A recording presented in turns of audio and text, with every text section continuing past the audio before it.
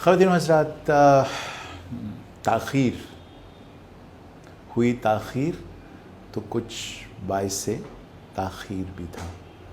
तो बाइस ताख़ीर क्या होते हैं और उनको कैसे ख़त्म किया जा सकता है और इस ताख़ीर को, इस प्रोक्रेस्टिनेशन को मैनेज कैसे करना है, ये वो मौज़ू है जिस पर आपसे गुफ्तगू है। बहुत हफ्ते पहले की बात है, बल्कि शायद महीनों सालों गुजर गए इस बात को, कि मैंने एक वीडियो में आपसे एक कॉन्सेप्ट डिस्कस किया था। साफ ज़ाहिर है कि आपको कहाँ याद रहा होगा ये, लेकिन मैं उसे दोहराए देता हूँ। और वो था तसव्वुर।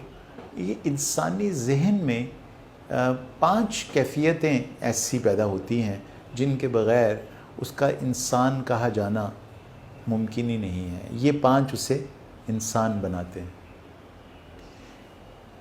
वो क्या हैं?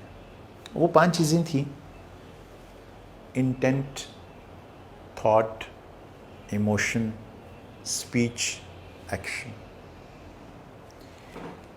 ये 5 चीज़ें अगर इनको आप मुख़फ़्फ़फ़ इसका कर लें या इसको एब्रीविएट कर लें तो ITZA बन जाएगा। Intent, thought, emotion, speech and action. यानी इंसानी जहन यूँ अलग है तमाम और कायनात में जो ज़ीरो हैं उनमें से अलग यूँ है कि वो चीज़ों की पहले नियत करता है। नियत के नतीजे में सोच बनती है। जब सोच बन जाती है तो उससे नतीजतन कुछ जज्बात उसके अंदर जन्म लेते हैं, और ये तीनों चीज़ें मिलकर, नियत, सोच और इमोशंस, फिर लफ्ज़ों की शक्ल में अदा होती हैं। यानी वो उस मौजू पर जिसकी नियत हो, कोई गुफ्तगू करता है या बात करता है। कभी वो गुफ्तगू सामने वाले के साथ होती है और कभी वो इंटरनल डायलॉग के तौर पर होती है, लेकिन स्पीच की शक्ल ज़रूर इख्तियार करती है। इंसानी अमल में कोई ऐसा अमल नहीं है जो बग़ैर बोले हो। हाँ, वो बोलना कभी सुनाई देता है और कभी सिर्फ अंदर सुनाई देता है, लेकिन ये सेंटर जो ब्रेन में स्पीच का है, ये हमेशा एक्टिवेट होता है जब आपने कोई अमल करना हो। जो खामोश अमल हैं उनमें भी एक गुफ्तगू मौजूद होती है, और उसके बाद फिर वो एक्शन जो आप लेते हैं उस इंटेंट की बुनियाद पर, और फिर उस एक्शन या उस अमल के नतीजे में आपकी नीयत मॉडिफाई हो जाती है, आपकी सोच मॉडिफाई हो जाती है, आपके जज्बात मॉडिफाई हो जाते हैं और आपकी गुफ्तगू भी मॉडिफाई होती है। ये एक साइकोलॉजिकल सा अमल है, इसकी गहराई में मैं नहीं जाऊंगा, लेकिन मैं आपसे ये अर्ज़ करना चाहता हूँ कि इसका बहुत गहरा ताल्लुक़ प्रोक्रेस्टिनेशन से है। और इसको दोहराने का मकसद ये था कि आपको याद दहानी कर रहा दूँ कि बुनियादी तौर पर प्रोक्रेस्टिनेशन में यही मसला सबसे गहरा है। और अगर हमने अगले चंद मिनटों में इसको रिज़ॉल्व कर लिया और इसकी एक टेक्निक बना ली, तो फिर यकीन करें आप प्रोक्रेस्टिनेशन को हरा देंगे।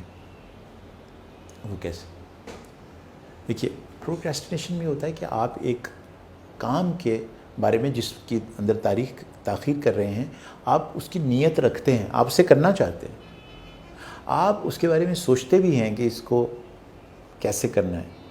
फिर साज़र है कि कैसे करना है से एकदम उसके अंदर एक इमोशनल कैफियत आपके अंदर पैदा होती है, और वो ये कि ओ माय गॉड, ये तो बड़ा मुश्किल काम है।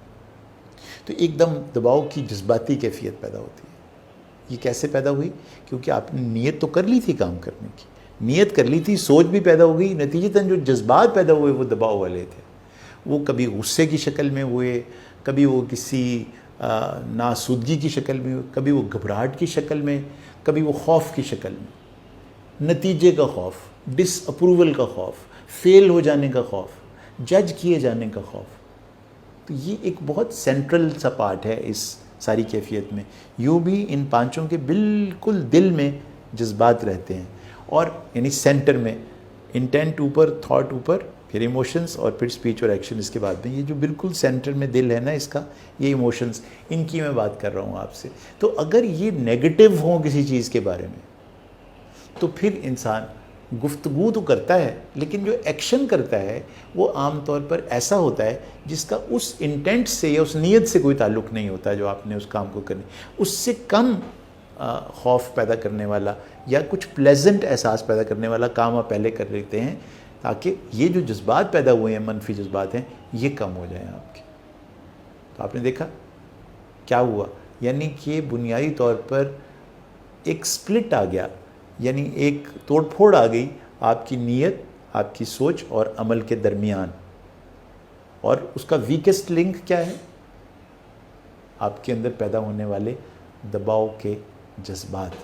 اور وہ میں نے بات آپ کو پچھلی ویڈیو میں بتائی تھی کہ دباؤ کے جذبات اس لیے ہو رہے ہیں کیونکہ آپ اس کام کو پرفیکٹلی کرنا چاہتے ہیں، آپ اس میں فیلئر برداشت نہیں کر سکتے، اور آپ کو یہ لگتا ہے کہ اگر یہ ٹھیک نہ ہوا تو پھر لوگ آپ کو پسند نہیں کریں گے، آپ سے دور ہو جائیں گے۔ تو بنیادی بات کیا ہوئی کہ جذبات اس کے اندر ویکسٹ لنک ہے۔ تو اب جب یہ طے ہو جائے گا کہ میں نے پرفیکٹلی کرنا ہی نہیں ہے، اس کام کو صرف مکمل کرنا ہے، تو پھر آپ دیکھیے نا، اب میں آپ کو ایک مثال دیتا ہوں۔ کبھی ایسا ہوا ہے کہ آپ نے نماز کی نیت کی ہو لیکن نماز پڑھی نہ ہو؟ ایسا تو کبھی نہیں ہوا۔ اگر آپ نے نیت کی تو پھر آپ نے نماز پڑھی ہے نا، ایسا ہی ہوتا ہے نا۔ تو صرف کیا ہوا، کبھی آپ نے سوچا کہ اس نماز کی قبولیت ہوگی یا نہیں ہوگی؟ نہیں سوچا۔ اور میرے جیسے گناہ گاروں کو تو پتہ ہی ہوتا ہے کہ ان کی نماز تو خود انہی کے منہ پہ دے مار دیں گے کہ کہاں سے آ گئے یہ تم نماز لے کر، اتنے گناہ گار انسان۔ تو اس کے باوجود ہم پڑھ گزرتے ہیں۔ تو یہ خیال کہ جس کی نماز پڑھ رہے ہیں اس کو پسند بھی آئے گی یا نہیں، یہ کہیں دل میں گزرتا تو ہے لیکن روکتا نہیں ہے نماز پڑھنے سے۔ تو کیوں نہ میں کہہ دوں آپ سے کہ ہر عمل کو اس انداز سے کرنا جس انداز سے آپ نماز ادا کرتے ہیں کہ جب نیت لیتے ہیں تو پھر اسے مکمل بھی کرتے ہیں۔ تو ہر عمل کو اس فارمولا، اس الگوریدم سے پڑھیے جس سے آپ نماز پڑھتے ہیں۔ کہیں ایسا تو نہیں کہ ہر عمل کو اس انداز میں کرنا جیسے نماز پڑھی جاتی ہے، اسی کو نماز قائم کرنا کہتے ہوں؟ سوچیے گا۔ لیکن میں یہ صرف کہہ رہا ہوں کہ اس انداز کو اختیار کر لیجئے جو آپ نماز پڑھنے میں کرتے ہیں۔ اچھا، نماز تو خیر کہاں سب پڑھتے ہیں؟ آپ کو پیاس لگی ہے تو پیاس میں لگی، آپ کو نیت ہوئی کہ مجھے پانی پینا ہے، تو اب کوئی چیز آپ کو روک سکتی ہے پانی لینے سے؟ نہیں روک سکتی نا۔ ایک دفعہ آپ نے نیت کر لی کہ مجھے پانی پینا ہے تو پھر کوئی بھی ہو آپ پانی پینے چلے جائیں گے، اور اس عمل تک جب تک وہ مکمل نہیں ہوتا پانی پینے کا آپ نہیں رکیں گے۔ تو کسی بھی عمل کو اتنی شدت سے چاہنا، محسوس کرنا اسی وقت ممکن ہے جب اس کی نیت آپ کی مکمل طور پر موجود ہو اور آپ کو یہ سیکوینس یاد ہو، اور بیچ میں جو ویکسٹ لنک ہے اس کا پتہ ہو، اور وہ ہے ایموشنل سٹیٹ۔ اگر ایموشنل سٹیٹ پازیٹیو ہوگی، یعنی اس کے اندر ایک ایکسائٹمنٹ کا پہلو ہوگا، ایک لطف کا پہلو ہوگا، ایک ایسے احساس کا پہلو ہوگا جس میں شگفتگی ہے، تو پھر یہ عمل بہت خوبصورت اور آسان بھی ہو جائے گا، اور اس میں سے نکلنے والی سیٹسفیکشن بھی بہت حد تک آپ کے اندر موجود ہوگی۔ تو یہ گفتگو میں یہ کہتے رہنا کہ اب میں نے نیت کر لی ہے تو یہ میں عمل ابھی کروں گا، یہ بھی ایک بہت بڑا سٹیپ ہے ساری گفتگو میں، اور کنیکٹ کر دیتا ہے آپ کی نیت کو عمل کے ساتھ۔ تو یہ دہراتے رہیے، جیسے آپ نیت میں کہتے ہیں نا جو الفاظ، تو اسی کے بنیاد پر آپ عمل کرتے چلے جاتے ہیں۔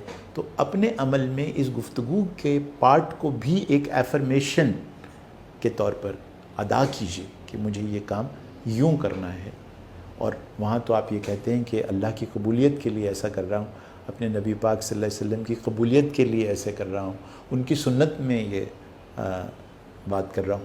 تو بس یوں ہی سمجھ لیجئے کہ ہر عمل انہی کے لیے کیوں نہ کر لیں، ٹیچر کے لیے، امتحان کے لیے، امی کی خوشنودی کے لیے، ابا کی آسودگی کے لیے، دنیا کے اپروول کے لیے کیا کام کرنا۔ اگر ہر کام کو یہ سمجھ کر کر لیں کہ اس میں اس کی اور ان کی قبولیت ہے، تو پھر شاید پروکریسٹینیشن کی شدت کم ہو جائے گی۔